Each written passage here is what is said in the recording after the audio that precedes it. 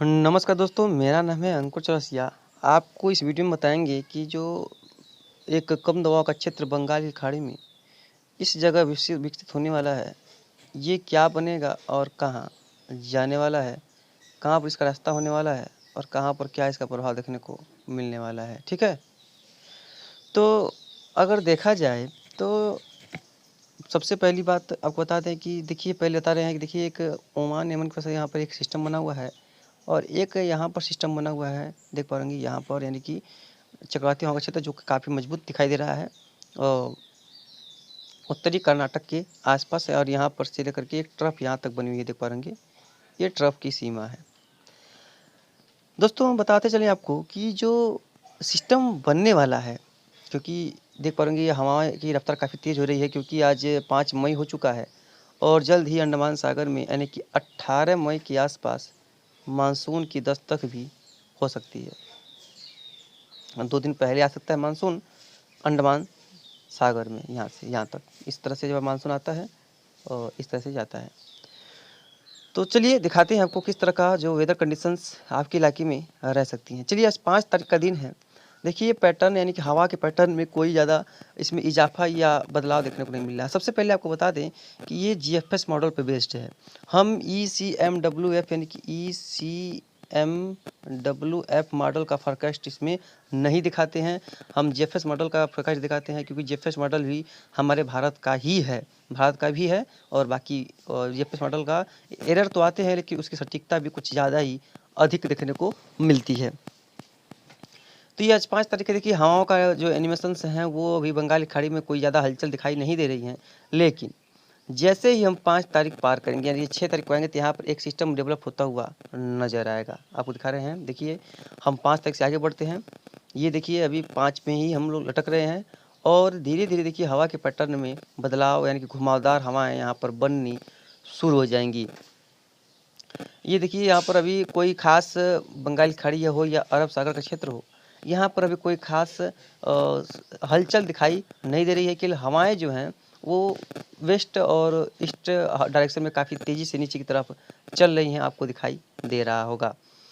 अब ये देखिए हम 6 को आ गए। 6 को देखिए यहाँ पर घुमावदार स्थिति बननी शुरू हो गई है, यानी कि यहाँ पर देखिए कुछ स्थितियाँ बनती दिखाई दे रही हैं। यहाँ पर देखिए, यहाँ पर आप देख पा रहे हैं कि यहाँ पर जो है कुछ स्थितियाँ काफ़ी प्रबल बनती नज़र आ रही हैं और यहाँ पर एक कम दबाव का क्षेत्र यानी कि चक्रवाती हवाओं के क्षेत्र के रूप में उभरने की संभावना नज़र आ रही है और जल्द ही ये जो सिस्टम है ये उभरेगा। यहाँ पर देखिए, यहाँ पर तमिलनाडु के कोस्ट के पास एक चक्रवाती हवा का क्षेत्र बना और यहाँ पर भी एक क्षेत्र बना है, यहाँ पर भी एक क्षेत्र बना है। ये दोनों आपस में मर्ज होंगे यानी कि मिल जाएंगे और ये लो प्रेशर एरिया बन जाने की संभावना इसकी प्रबल रहेगी। अभी हमको इसे जीएफएस मॉडल का ट्रैक दिखाते हैं, उसके पहले हम ईसीएमडब्ल्यूएफ मॉडल का भी ट्रैक दिखाएंगे। लेकिन मतलब अब क्या ही कहें दोस्तों, ये पहले इसको बन जाने देते हैं, अभी तो बन रहा है। देखिए यहाँ पर एक सिस्टम बना हुआ है, हालांकि ये जल्दी ही कमज़ोर पड़ जाएगा और यहाँ पर सिस्टम बना हुआ है, ये भी जल्दी कमज़ोर पड़ जाएगा। लेकिन ये जो है सिस्टम आपस में जो है काफ़ी ज़्यादा प्रभावशाली होगा और मजबूत होकर के चक्रवाती तूफान, जिसको हम बोले कि मोखा, हालांकि इसका जो मोचा, इसका इंग्लिश का नाम है मोचा, लेकिन इसका जो इंटेंसिफिकेशन होगा और उच्चारण इसका जो होगा उसको हम बोलेंगे मोखा। तो ये देखिए सिस्टम दो थे लेकिन ये आपस में मर्ज हो रहे हैं, मिल रहे हैं।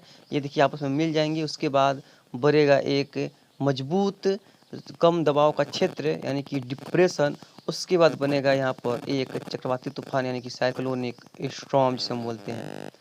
ये देखिए ये चक्रवाती तूफान देखिए दोनों जो है काफ़ी मजबूत हैं, दोनों आपस में मिल जाने की संभावना इनमें दिखाई दे रही है, यानी कि ये अलग ही डायरेक्शन में दिखा रहा है। अब जो अंडमान सागर के करीब दिखा रहा है, यानी कि जो जीएफएस मॉडल है वो दिखा रहा है कि अब ये अंडमान सागर के काफ़ी करीब बनेगा, यानी कि अंडमान सागर के ऊपर ये चक्रवाती तूफान बनेगा और फिर इसके बाद ये आगे की तरफ मूव करने की संभावना इसकी दिखाई दे रही है।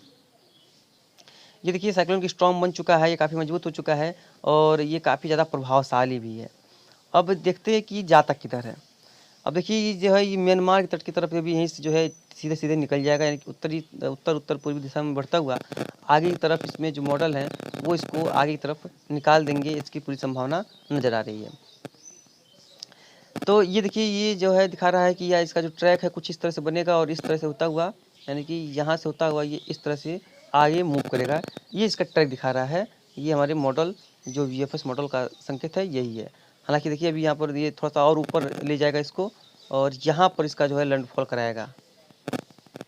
यहाँ पर ये जीएफएस मॉडल का संकेत है कि यहाँ पर इस तरह का माहौल बन सकता है, और इस तरह का जो है चक्रवाती तूफान भी बन सकता है, जो कि काफ़ी ज़्यादा प्रभावशाली भी देखने को मिल सकता है। और देखिए हमने कहा ना कि वहाँ पर ये लैंडफॉल इसका कराएगा, यानी कि जीएफएस मॉडल जो है वो इंडिकेट कर रहा है कि ये इसका जो लैंडफॉल है वो यहाँ पर देखने को मिलेगा, इस जगह पे। अब आपको बताते हैं कि अगला जो ECMWF मॉडल है, मतलब उसका क्या ही कहें, वो तो एक अलग ही वे में ले जा रहा है। हालांकि ये भी मॉडल मतलब कि अब कैसे बताएं, बताइए, इस तरह से जो है घूम कर के सिस्टम यहाँ पर आ रहा है। अजीब तरीका सा ट्रैक दिखाई दे रहा है आपको भी दिखाई रहा होगा कि कितना ज़्यादा अजीब है ये ट्रैक। तो ये ठीक नहीं है, और मॉडल का यहाँ इसमें दोष होता है, एरर आ जाते हैं, जो कि देखिए 14 तारीख तक जो है लगभग मौसम पूरी तरह से शुष्क और साफ हो जाने की संभावना दिखाई दे रही है। हालांकि एक सिस्टम जो है पूर्वी उत्तर प्रदेश के आसपास भी बनता हुआ दिखाई दे रहा है, ट्रफ के नुमा गतिविधियाँ 14 तारीख के आसपास, वो देखिए यहाँ पर ये मजबूत सिस्टम दिखाई दे रहा है, ऐसा लग रहा है, जीएफएस मॉडल नज़र दिखा रहा है। तो आपको बताते हैं कि जो ECMWF मॉडल है वो क्या कहता है इसके बारे में, उसका क्या अनुमान है और वो क्या कहना चाहता है इसके बारे में। तो अगर देखा जाए ECMWF के मॉडल के बारे में, तो वो जो है एक अजीब ही लीला दिखाई दे रहा है इसका, यानी कि वो एक अजीब लीला ही है उसका। और क्या ही कहें उसके बारे में, वो जो है काफ़ी ज़्यादा जो सिस्टम जो है वो प्रभावशाली दिखा रहा है, और वो दिखा रहा है कि वो उसका अलग ही, यानी कि एक अलग रूटीन रहने वाला है उसका। उस जो है उसका मतलब जो ECMWF मॉडल दिखा रहा है वो दिखा रहा है कि यहाँ से ये बनेगा, यहाँ पर बनेगा, यहाँ पर वो बनेगा, और यहाँ से सीधे इस तरह से जो है आगे बढ़ेगा, यहाँ पर लैंडफॉल करेगा। बताइए, मतलब कि इतना दूर छोड़ करके और इधर जो है ये लैंडफॉल करा रहा है, और अभी तक ऐसा नहीं हुआ था। अभी तक जो है इसका जो ट्रैक था वो लगभग यहाँ से था और यहाँ तक था, लेकिन यहाँ तक नहीं था जो कि ये ECMWF मॉडल दिखा रहा है। अब हमारा अनुमान इसमें क्या कहता है, हम आपको बता दें कि जीएफएस मॉडल जो है वो सबसे पहला ट्रैक जो दिखाता है ना, अधिकतर हमने देखा है कि वो ट्रैक ही सही होता है। तो जो इसका सबसे पहला ट्रैक था उसने बताया था ये आगे जाएगा और कुछ इस तरह से जा करके कुछ बिहार की तरफ जा करके कुछ इस तरह से रिकर्व करेगा, यानी कि इसका ये ट्रैक दिखाया था पहले, यानी कि उड़ीसा और जो पश्चिम बंगाल में इसने लैंडफॉल किया था और आगे बढ़ेगा। हालांकि अभी देखने वाली बात है कि ये इस बार भी सच्चाई होता है कि नहीं होता है, इस बार भी इसका जो अनुमान है वो सही होता है या नहीं होता है। बाकी ये देख पा रहे हैं साइक्लोन है और इसका जो प्रभाव है वो तो देखने को मिलेगा ही मिलेगा। कहाँ पर मिलेगा इसके बारे में आपको अभी से कहना मुश्किल है, जब तक ये सिस्टम कमज़ोर अवशेष के रूप में दिखाई नहीं देता है। तो फिलहाल इस बुलेटिन में आती कि इतना ही, जो भी होगा हम आपको लगातार अपडेट करते रहेंगे। धन्यवाद।